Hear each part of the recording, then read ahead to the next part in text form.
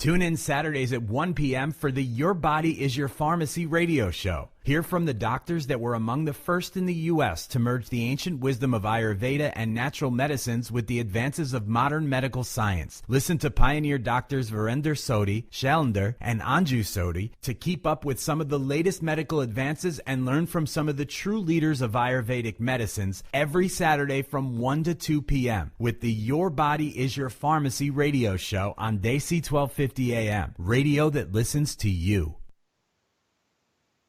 Hi folks, this is Dr. Virender Sodhi. Welcome to my show, Your Body is Your Natural Pharmacy, where I teach you that you make every known drug in the world in your body. You don't have to take it from outside. Most of the times, sometimes we do need to take them, but not most of the time. The way we have been taught or we have been told, that's not very true. We do not need lots of drugs. But what is the problem in our body? Because we are not following the simple laws of Mother Nature. And when we don't follow the laws of Mother Nature, we have the sicknesses. And the healing is very natural. It is the most wonderful thing given to us by somebody out there. Some people call him God and some people call it supernatural. And what are those things which brings the healing in us? Those are simple as breathing. When you breathe, you heal. Unfortunately, most of us, we are not breathing to the full our capacity. We are breathing around 20 to 30% of our capacity. Water, simple, water will be healer. If you don't drink water, it's not good for you. If you drink excessive, that's also a problem for you.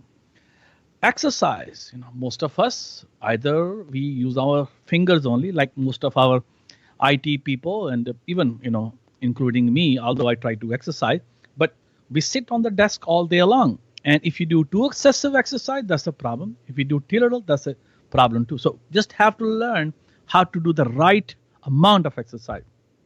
Food is available to us, but not in the form of which the Mother Nature has designed for us. We have put our own formation of food by packaging. All the packaged food to me is a garbage, by the way. Doesn't matter if you come from health food store or from any store in the world, because that is not what the Mother Nature has intended us to get that food. Mother Nature created real, natural stuff, organic food. And whenever we are not following that simple law, we are going to have a disease. I tell this to my patients all the time, that if you can buy the most expensive car, in the world, and you try to put a wrong gasoline for one day, that's it. That car is destroyed. So food is our medicine too. Stress reduction, meditation, going to connect to the Mother Nature. That's what meditation is. Meditation is not going into the temple or reading some prayers after prayers. There is actually very simple and interesting thing which you can do to calm yourself. And a lot of times I've seen people will go to temple or gurudwara or mosque or synagogue. They go on chanting. They go on reading those books without understanding a single word of it. And they don't put those words into their life. If you start putting one word of that book into your life, you see a tremendous amount of change in you. And this is what meditation is. Meditation is not, you can read all those enormous amount of books without imbibing, without getting that knowledge into you, then you're not doing the good. So the healing is simple. Healing does not come from a pill, does not come from a drug, does not come from a supplement, does not come from anything else. Healing is inside us. And so these simple laws, when you follow good amount of fats, nuts and seeds, what is available in the Mother Nature, we already have healing process happening. And our systems are so sharp, so intelligent, that every disease, every bug, every virus we come across, the body knows how to handle it. And when we don't follow the simple laws of Mother Nature, we are going to create a disease. So this is what I've been teaching for 36 years. And that's why I started this radio program, because I see that population is drifting towards a different angle. And they are depending on a drug model to fix them. Unfortunately, that model completely failed. The number one cause of death is heart disease. Number two is cancer. I go on saying that again and again. And the number three cause of death is pharmaceutical drugs and hospital errors. So folks, listen to this. This is not my statistics. This is written in according to CDC, the Center for Disease Control. And you can see that these drugs are not going to help you either. So who can help you is you. And what do you need to do? The so simple laws of Mother Nature, and you'll be all very healthy.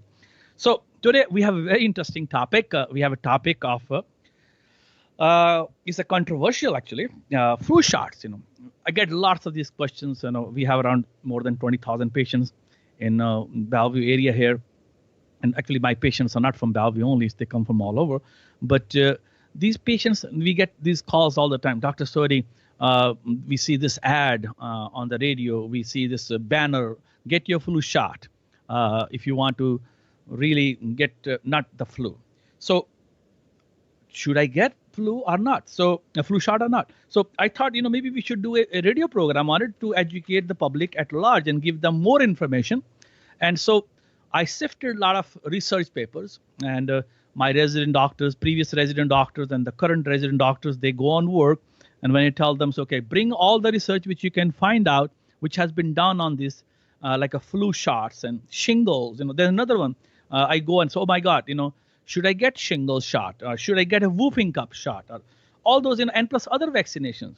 So my purpose here is to educate you, and you should make your most wonderful decision for you. I'm not going to make a decision for you, but I'm going to guide you and will be your coach. I will tell you what is right, what is wrong, but you need to make decision yourself.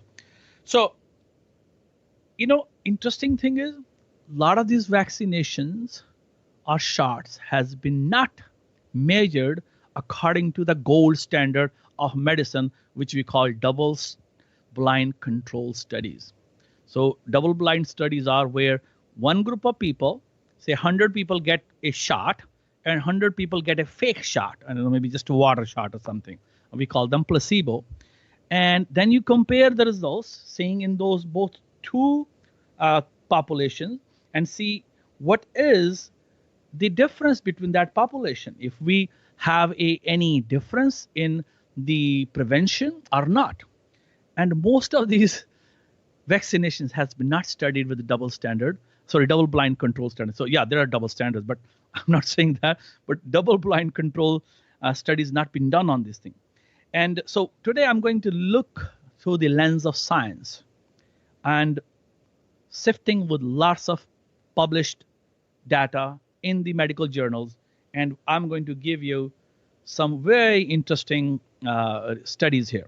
First of all, before I go jump into these studies and all those kind of stuff, is getting flu is such a bad idea?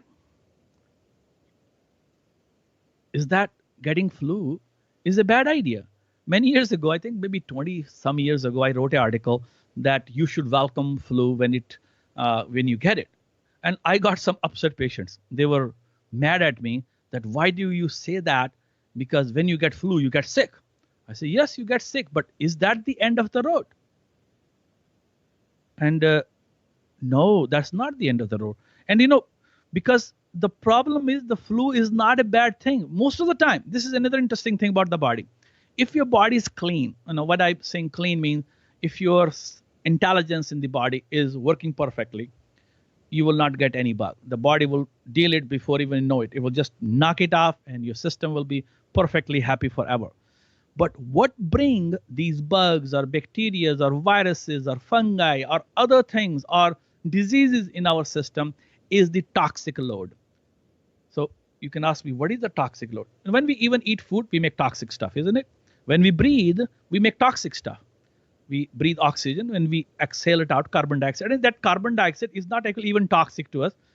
Some amount of that is very beneficial for us. So we cannot give 100% oxygen. That becomes very dangerous to us. So when there is a ratio of the toxic stuff but body can handle, it can get rid of that toxic stuff easily up to the threshold of the body. And if you have that threshold, your body's intelligence is working perfectly okay. But when you make more toxic load than your body can handle, then you're going to attract these viruses, the bacteria, the fungus, and maybe something else which we don't know, because science is emerging. And so then you will attract these kind of stuff. So if you getting a flu is a really bad idea, no, it's not a bad idea. You should welcome it. And why we should welcome it? Because it sharpens your immune system. I did integrative oncology fellowship around 5 years ago, and part of my training was going to Europe. And when I went to Europe, I did training in a German hospital where they were seeing a lot of the oncology patient with lots of cancer patient. And so these doctors who are traditionally trained as a medical doctors, and they were using natural therapies to help the cancer patients. And one of the questions they will ask from every patient, do you get common cold and flu? And surprisingly, people who has not gotten common cold or flu, they were the more who were get cancers. So you can well imagine, whoa, getting cancer can be directly related to getting common cold and flu. If you're not getting it, that means your immune system is not getting the exercise it needs to do. And so if you exercise with your common cold and flu of your immune system, your body will be ready to fight whenever it comes into that territory of the body. So getting this common cold or flu is not really bad for us. But most of us, we are so time crunched. So I don't have time for this. I don't have time for that. And what happened is that actually really puts us into a big, what I will say, a trouble, because we're not listening to the body's natural mechanism of healing. And we are saying that, oh my God, we got a flu. I need to fix it overnight. And then we should grab all the antibiotics I can grab, or Tamiflu, which has shown no benefits, by the way. Or the antibiotic has no purpose at all. If anything, it's going to ruin your immune system. And I'm saying it again and again. So antibiotics are going to, even Tamiflu is going to ruin your immune system. Tamiflu has shown only effectiveness of half day getting it better, and with lots of slew of side effects. So that is not even worth it to going for. And the cost of is, most of the time the insurance company is paying it, but somebody's paying. No wonder why our premiums for the insurance go on rising every year. It's the cost of that is around $200 too. So it's not very inexpensive, although you may not end up spending all money from your, somebody's paying for it. So really, getting flu is not a bad idea. And another thing is, I've been practicing for 36 years. I see patients day in and day out with common cold, flu, all those kind of bugs. I have never gotten a flu shot myself. So I'm not preaching, but I don't do it for myself. Okay. If I got the flu shot, I will tell you I got the flu shot. I have never, not in the history of 36 years, never got a flu shot. And do I get flu? Yes, I do get flu once in a while. And when my kids were younger, I used to get more, because they come and they kiss you, they hug you, and you cannot avoid of the infections with the kids. But with the patient, I'm careful. And the simple procedures covering your sneeze or cough, washing your hands, washing your face, certain lubrication of the mucous membranes like nasal oils will help you. So all those simple things, which I'm going to teach you again a little later here, will help you to prevent getting the flu. And if I get it, I get some of my herbal supplements. I get some vitamin C IV injection. And let me tell you, 1 or 2 IV injections of vitamin C does the miracle for me and for my patients too. I can tell you histories after histories of these patients who got really good results with the getting IV vitamin C. So let's come back to the flu. Let's look at it, what is going on every year. It's like when the October month comes in, the CDC, the Center for Disease Control, even you see ads from the companies, okay, you should get your flu shot. There's all over the news.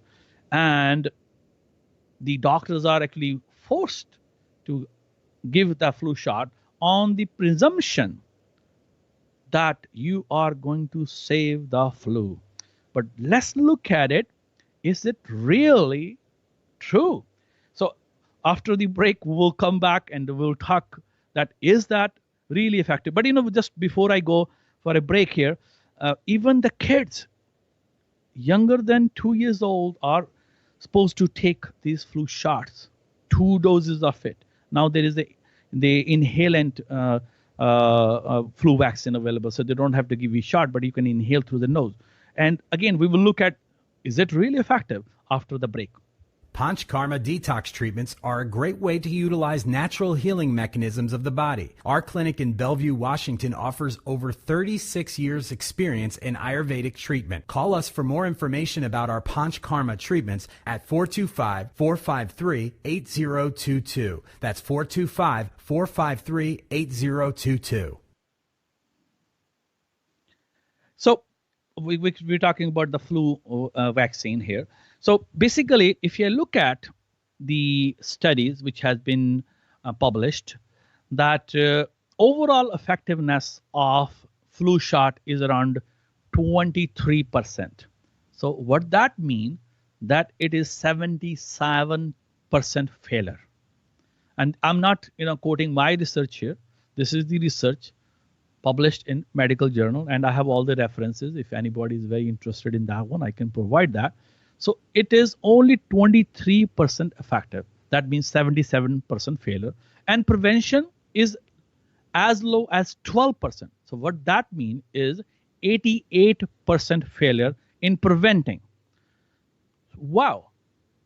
We were told that if you got a flu shot, and one other thing, if you, one of the times I saw it on CNN, Dr. Sanjay Gupta, who's a very great personality. I love lots of things he do on medicine, and he's a very expert. He's very knowledgeable. But this was very maddening to me. He showed a young boy who was, I think, must be in his 20 plus or 30s, who has respiratory failure syndrome following a flu. And he said, if he has gotten the flu shot, he will never get this respiratory distress syndrome. And that was, oh my God. Is that true? No, that's not true at all. I don't know what Sanjay Gupta was talking about. That you cannot stop those kind of processes to happen. Always the younger and the older population is gonna be victim of viruses, bacteria, more than the middle-aged groups. So these processes gonna happen, and somebody who has a weak immune system, and who know why, can fall victim to those kind of things. So you can see that there is a 88% failure of flu vaccine with only 12% prevention. And then where is the protection? Tell me, where is the protection? And so basically, you can measure that we are not getting the results what's been told by all these medical establishment. And I think, these doctors also know it. A lot of nurses has refused to get the flu vaccines. And you might have read those stories, and some even got fired because they refused to get the flu vaccine, and because they see that they don't get any benefit. And basically, if you get vaccination, you can still get flu. And there is around 5.6% flu in people who get vaccination. So basically, you can see that there is a more flu happening, 5.6% flu happening in vaccinated group. So that means there is a lot more flu happening in people who got vaccination. So in other words, that, if the vaccination was given to healthy adults, and you give to 71 people, and you will prevent 1 case of flu. Listen to this careful again. If 71% people got flu vaccine, only 1% can get prevention. That means 70% did not get any prevention. So, and flu vaccine had no effect on hospital admissions and complication rate. So really interesting. Whoa. I don't know what Dr. Sanjay Gupta was talking in that. You can Google it, Dr. Sanjay Gupta flu, and you can see he has a YouTube video on it. And I get very upset when authorities like that come and tell a medical lie, complete medical lie, which is not really good. So let's look at another study. And so it was tested on pregnant females. Again, one thing which I want to tell you, that this flu vaccine is not the best vaccine. You know why? Because it has mercury in it. Mercury is toxic to the nervous system, to the babies. So pregnant females should never get this flu vaccine at all. There is a warning, even if you eat fish, more fish, and there are specific kind of fish which has more mercury in them, and even the FDA and CDC has warning that don't eat those fish more than few times a week or once a week kind of stuff. And another part of the interesting story is that the same vaccine vial, which has a flu vaccine, if after emptying the flu vaccine, so the injections were given, now you have empty vial, you cannot dump it into the garbage because it violates the least amount of mercury present to be disposed of in public landfills. Listen to this carefully again. Even the empty vial, this is again from the Center for Disease Control, guys, this is not mine again. If you are dumping the empty vial of flu vaccine in a dumpster, that is illegal. We doctors can get fined, heavy fines, and even the licenses can be at jeopardy. But it is okay to inject even pregnant female, given to the kids, young kids, even adult kids. And as I said earlier, the most of the time, the people who will get the problems are younger folks or older folks. They are at more risk of getting the problems with this one. So, and these are the folks who are given this toxic stuff again. So not the best one for that. So when the pregnant females were given, they had lot more complications in the kids born out of those people. And it did not protect the females from getting any flu. So that's one thing.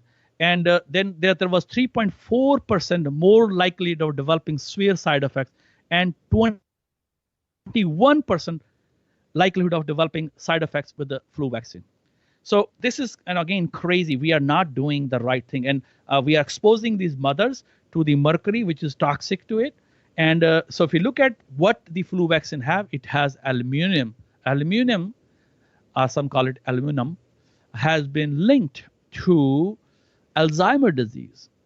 Antibiotics, you can see the antibiotic. Egg protein, lots of people out there are allergic to eggs. Formaldehyde, very toxic, and it causes a lot of allergies. MSG, a lot of people out there are also allergic to MSG, which is very prevalently present in Thai food or some spicy flavored spices, especially on the shelf. And then the most culprit is thimerosal. Thimerosal, if you don't know, is mercury. And so you can see that all of these has a huge potential for getting lots of side effects. Formaldehyde is really, really toxic. It's crazily toxic. Maybe antibiotics may not be as toxic as formaldehyde or thimerosal is. So I will stay away from it if I'm you, and I will not certainly get it. And there are lots of other ways of preventing from the flu. And other side effects from the flu shot can be heart attack. Yes, it can trigger heart attack. Hyperactivity, kids will get hyperactive, ADHD, mental retardation, dyslexia, seizures, Bell's palsy, narcolepsy means, narcolepsy is when people are sleeping on the wheel in the daytime. Allergic reactions, and even death has been reported. And there is also one other thing which has happened with many vaccines, and flu shot is one of them, and that's called Guillain-Barré syndrome, which is where the nervous system get attacked, and people get lots of problem with it. And people who has been vaccinated, they has gotten that more, and some people does not recover from it for a long time because of one of the thing is mercury, because mercury is so toxic to the nervous system. So you can see that we are not helping with this whole thing, and the research is not even telling us that this is helpful for us. So what you can do to help with you to get out of this flu. If you get a flu bug, is it bad? I told already it's not bad. Yes, you need to take time off. Body needs some rest. Body needs some wonderful healing process to happen. And the few things which you can do: drink lots of fluid, drink soups, drink maybe if you're not vegetarian, chicken soup, fish soup, or if you're vegetarian, you can make a soup of kala chana, chickpeas, lentil soup, mung bean soup, soups with vegetables, soups with lots of carrots, beets. Those are very phenomenally happy for you, and they makes your system very happy. That's what I mean to say. I think get too excited and say words a little differently, backward or forward. So simple things, and you can add some other thing which like spices. Ginger, is a wonderful remedy for almost many sicknesses, from your digestive disorders to viruses, bacteria. There is a tons of research available. Even it can kill cancer genes. If you remember, if you have a background from India, grandma used ginger for almost everything. You have tummy ache, ginger. If you have a common cold, ginger. If you have a headache, you got a ginger. And there was a reason. Now the research is really helping to revalidate that common medicine into real science. So you can see that we have all those abilities to heal ourselves, and you can do some simple things to help that process. And there are lots of other, one thing which I want to tell you, that we cannot get rid of these bugs. No way. No matter how many vaccinations we do, we are still going to have some kind of mutation. And one of the things, why people ask why this flu vaccine is not very effective for us. The reason for that is these viruses has a small chains of DNA. So they can mutate very quickly. Mutate means they can change very quickly, and they can make a new kind of virus. And that's why, most of the time when you're getting a flu shot, there is a mixture of 3-4 different viruses, not one virus. And you may not hit the right target either. You maybe have a virus, say A, and you may be getting a vaccination for C or D or F, who knows what. Because there are so many different subtypes of viruses too, and they can mutate so quickly. So I don't think it's a good idea, because it's going to not help you at all. And Mother Nature is your best healer. And the simple thing which you can do, eat what is available in the Mother Nature in that season. Like right now, pomegranates are in season. And pomegranates are wonderful healer. I did one video a few weeks back, how to open a pomegranate. And if you really want to see, you can go on my website at ayurvedicscience.com or at ruved.com. And there is a video I've done, you can open a pomegranate in less than 1 minute. I learned this method from my mom, and she taught me simple. You make a cut in the center, crack open these two, and then take a little heavy spoon, like a serving spoon or bigger than that one, and tap on the back of it. All the seeds fall back in the bowl, and less than 1 minute, you have your pomegranate out, and you can enjoy the seeds. You can use it, juice it, or I don't like juices, but pomegranate juice is the only juice. You can blend it. You can put in a vegetables. You could put in a salad. You can eat as it is. They're yummy. They're good. They're really good for digestion too. Back home, we have one saying. It says, "Ek anar sau bimar," means one pomegranate can cure hundreds of diseases. So there is a reason for that. And another interesting thing about pomegranate is, especially our Asian population, Indian population, and even our white population are more prone to heart disease. There is a 43% heart attack in white folks here. It's almost 50% Indian folks. 50% of Indian folks get heart attacks. And if you take a pomegranate juice, around 30 milliliter, which is like a small shot of whiskey, a lot of my friends out there love that, but it's not a whiskey shot, guys. This is the pomegranate shot. If you take for 1 year, there is a 33% less plaque. Plaque is that buildup in your arteries after 1 year. And the other group who did not get pomegranate, who got the placebo, fake medicine, they had a almost 7% increase in the plaque. So there was a double-blind control study done on pomegranate. So people who got 1 ounce, which is very small amount of pomegranate. So all of you out there listening to my program today, you should eat pomegranates when they are out of season. Get pomegranate juice. They're available. And maybe half cup a day will help you to prevent not only heart disease, but lots of other disease. And it's really good for digestive disorders. And we'll continue our discussion that how you can ward off the flu or other bacteria and viruses by simply following the laws of Mother Nature. You know is diagnosed with cancer and is interested in adjunctive holistic. If you or someone you know is diagnosed with cancer and is interested in adjunctive holistic approach, please come and meet our doctors at Ayurvedic and Naturopathic Medical Clinic or call us at 425-453-8022. That's 425-453-8022. So folks, a lot of time people don't understand that the Ayurvedic, which comes from the Vedic tradition, the hygiene was the hallmark of everything. I don't know if you remember, when you were young and you have grown up in a combined family like I grew up, and grandma has very strict rules of entering kitchen and house. You have to take your shoes out of the house. You cannot bring your shoes in. You cannot enter any kitchen with the shoes. You have to wash your hands before you even touch the food, or you even do your worshipping or puja or any sacred work. Even before going to bed, you wash your hand, your face, your feet, and then you go to the bed. These were the basic hygienic techniques which were all taught when we were young. Unfortunately, we've forgotten those simple tools. So you can see that, these simple tools will help you prevent getting infection from other people.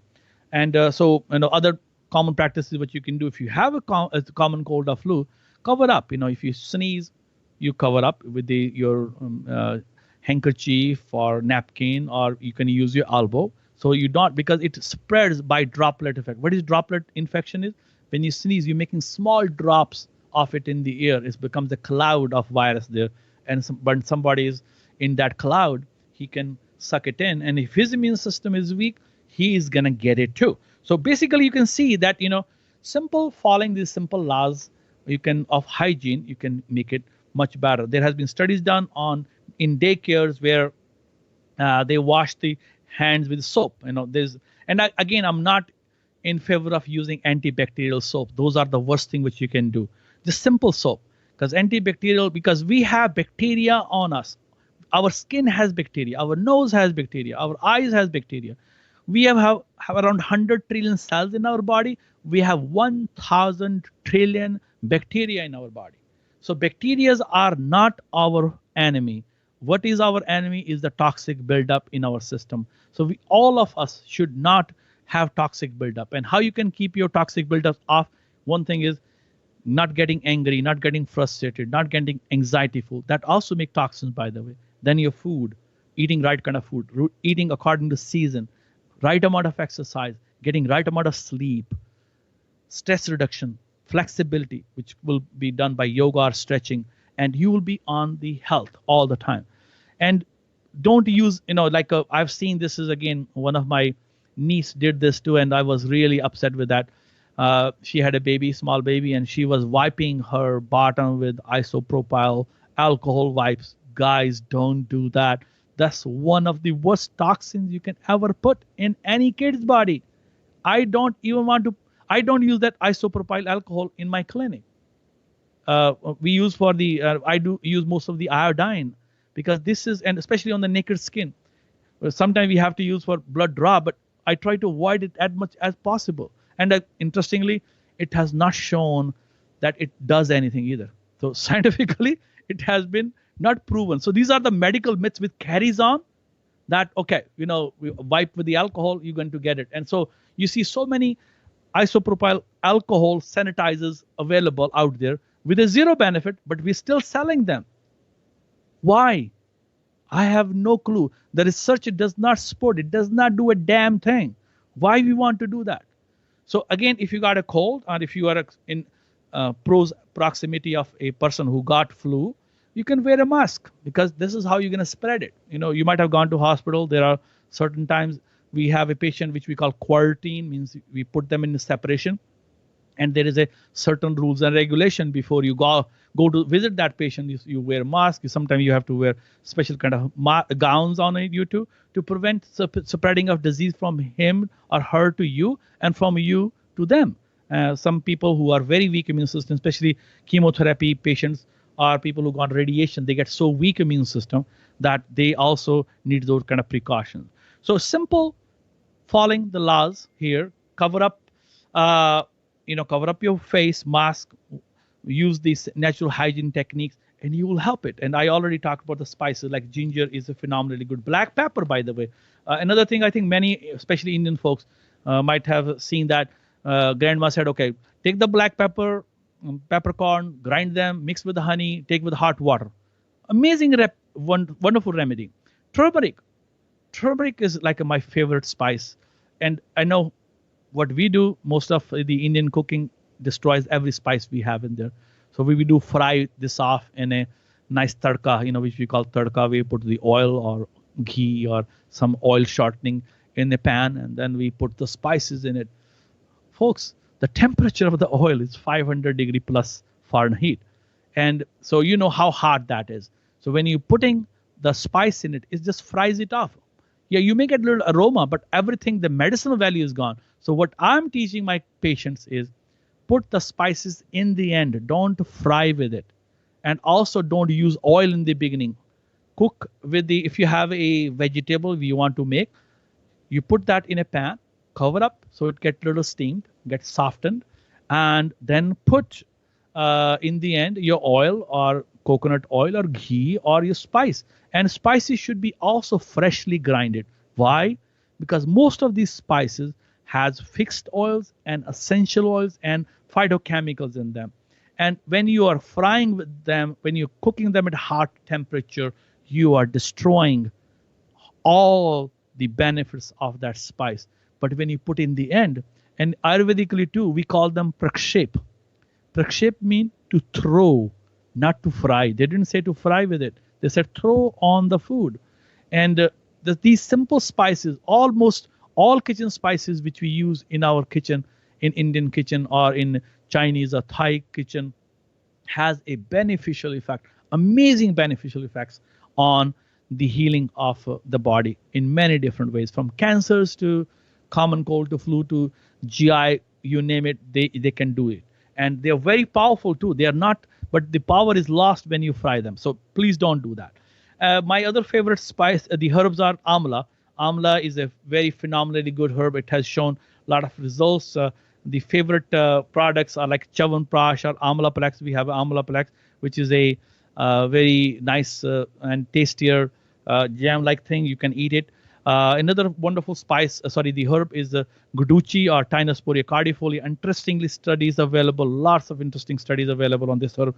It is also really good for cancer patients. I give it to my cancer patients too. Another herb which you can also be used is a neem. So, there are lots of things which you can do to ward off or even help when you have the stuff.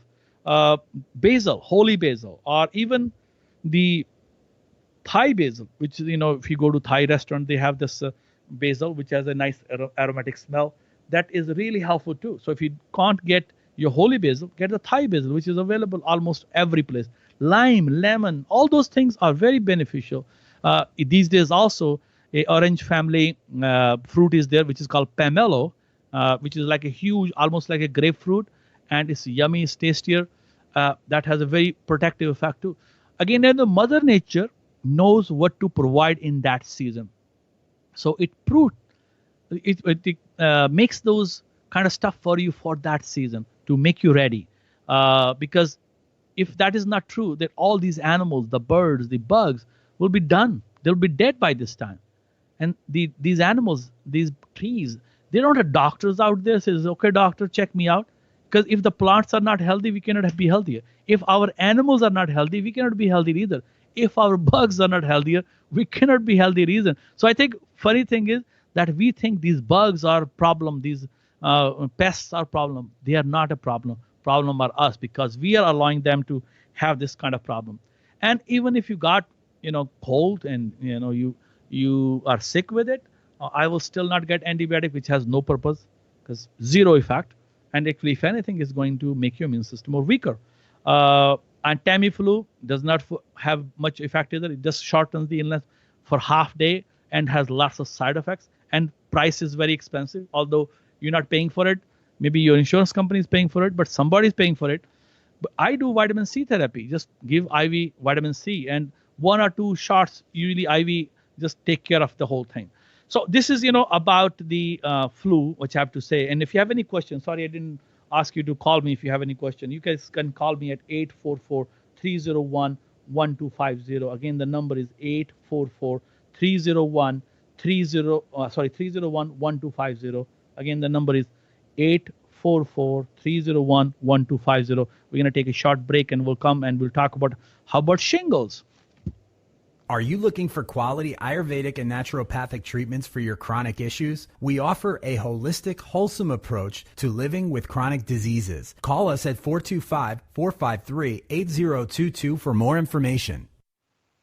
So, then another patient which come to me say, Dr. Sodhi, my this and this relative or friend or my hubby got shingles. And should I get shingles vaccine or shot to prevent the shingles for me? So first of all, this is again many years ago. Because I don't do any vaccination, so I didn't have much knowledge about it. But I think my patients teach me a lot, and so I learn a lot from my patient. So I start digging the data and start looking at. So let's look at what is there published on shingles vaccination. So there was a letter published by Harvard, which is considered a medical authority in the world, not in America only, in the world. So this is the newsletter published by Harvard, and it's called Harvard Health Letter. It was published in March of 2011. So they looked at these studies published and they said, okay, let's look at it if it is any effective. What they found out that people who got the shingles vaccinations was not protected. And there was even lot more reactivation of the virus in people who got shingles vaccination. So, and there's a standard policy that anybody above age 60, they should get shingles shot to prevent them. And then is given at all the ages, 70, 80 stuff. So basically, they looked at the data and this is, God, it's not doing any prevention, as we are saying that this is going to help people. But there was another published data available, and they have looked, this was done in California, and they found that that around 300,000 patients were in the study, and they looked at the whole data. This was published in the Journal of American Medical Association, which is AMA, which is a very prestigious medical journal. And there were around 300,000 patients, not small group, not 5, 10, or 20, 30 people. 300,000 people were enrolled in the study at Kaiser Permanente Health Plan in Southern California, in our neighborhood here, showed that who got the shingle vaccine were half as likely to get shingles. Folks, listen carefully, that who got shingles vaccination, half of them were more likely to get shingles. So did it protect you? No. So yes, there is a possibility of getting shingles, and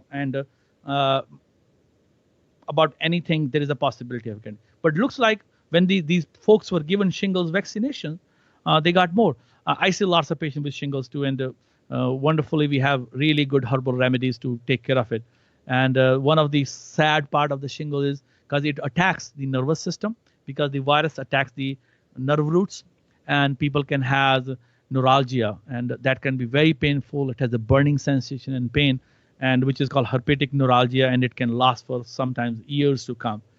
But when I have done the treatment with the natural medicine, the herpetic neuralgia was gone in 7 to 2 weeks, 7 days to 14 days. There was no herpetic neuralgia left, and we actually give vitamin B12 injections to protect the nervous system, and also we give herbs like neem in heavy doses. The results of herbal medicine was as effective as acyclovir or valacyclovir, which is a standard antiviral drug given to these patients.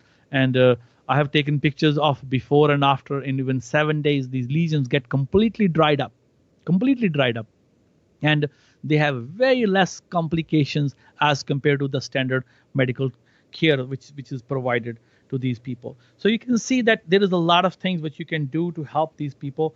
And even the shingles vaccine, again, costs around $200 per pop, and now you can see how much population is given, and so basically, you're not helping the process either. So if you don't get shingles vaccination, your chances of getting you is around 5.6%, which is still high. But again, if you got a shingles vaccine, 50% of those who got shingles vaccine got shingles. So you can see you're not protecting yourself from shingles either by getting the shingles shot, and because you're actually getting more prone to. And this is not my study again, and been published by Harvard Health Letter, and which is considered very prestigious. In the world, actually, not in America, in the world. So again, I think you can see that, again, this is a standard policy. Every doctor, if you're age 60, says, okay, you need to get shingles shot. Without looking at the research, without looking at the that what benefits it's going to have. If 50% of those people are going to get shingles, yeah, you're going to get more patients out of those folks, because they're going to come back to you, say, God, I got shingles now. And then say, okay, we can prescribe you drug. And then they will be there with the post-herpetic neuralgia for so many years. Yes, so I think it certainly make more bucks for that establishment, but that's not the right way of treating the patient, especially in my personal opinion. And we need to provide a better tool for them. And so I'm going to take a short break right here, and we'll talk about whooping cough. And if you have any questions, you guys can call me at 844-301-1250. If you're suffering with diabetes, heart disease, hormonal issues, digestive issues, and other chronic health issues, we offer comprehensive Ayurvedic and naturopathic treatments to reverse your diseases. Call us at 425-453-8022 for more information. So again, another commonly given shot is a whooping cough.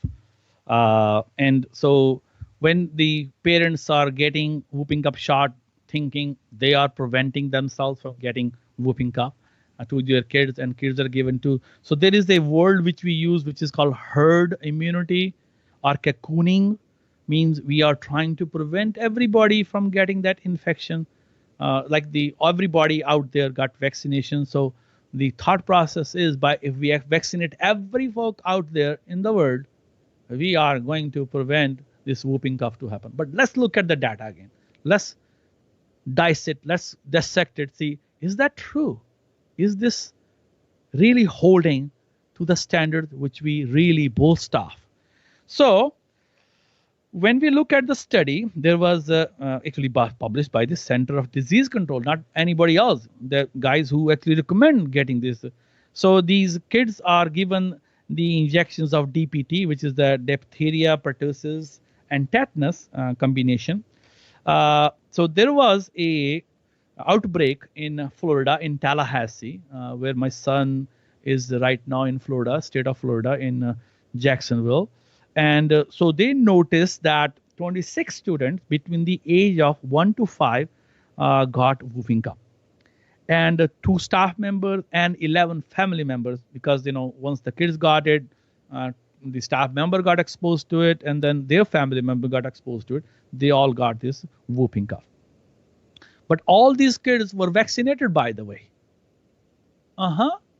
Yes. So it will be considered a crime if a pediatrician does not recommend getting whooping cough. And if God forbid, this kid got whooping cough, the doctor is at jeopardy. Doctor license can be taken away. But all these kids were given vaccination. So another thing which is very actually interesting, there was also whooping cough has happened many times in state of California. I think if you remember a few years ago, there was a big hue cry. Even state of Washington, there was a cry that, oh my God, there will be this whooping cough is coming. Get your whooping cough shots. And so kids who got the vaccination, 50% of them still developed whooping cough. Listen to this carefully again. Kids who got whooping cough vaccination, 50% of them still got the vaccination.